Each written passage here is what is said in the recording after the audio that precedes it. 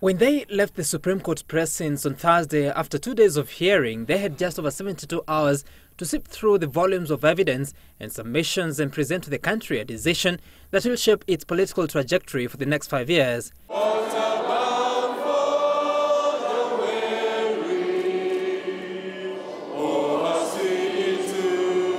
And today, the President of the Supreme Court, Chief Justice David Maraga, was in charge, seeking divine intervention into his second most important decision in 3 months.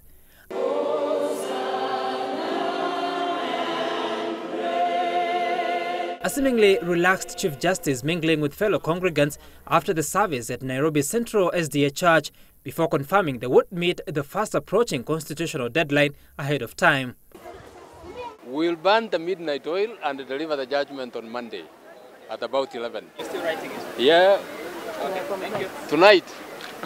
Reports indicate that after the hearing, the judges agreed on key issues of focus and dispersed to write individual findings on each of the issues with a view to later consolidating their views by Sunday. Some of the key issues of determination based on the 2 petitions are whether IEBC ought to conduct fresh nominations for the repeat election or they were right to proceed on with the August 8th election candidates. The judges will also apply their mind on whether the 26th October election can stand with 25 constituencies in Nyanza failing to participate, with IEBC citing a volatile environment. Raila Odinga's withdrawal from the race 15 days to the poll will also be high on the agenda. Judges called to determine whether such an action should have had any effect on an election cycle. The petitioners, John Jomue and Hele Khalifa, told the court that IEBC should have restarted the process following Odinga's boycott.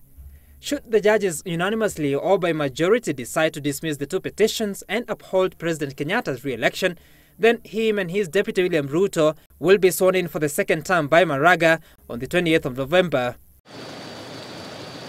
Should they agree with the petitioners and be persuaded to nullify the election a second time, then the country must return to the ballot a third time by January 19th. Sam Kituku, Citizen Weekend.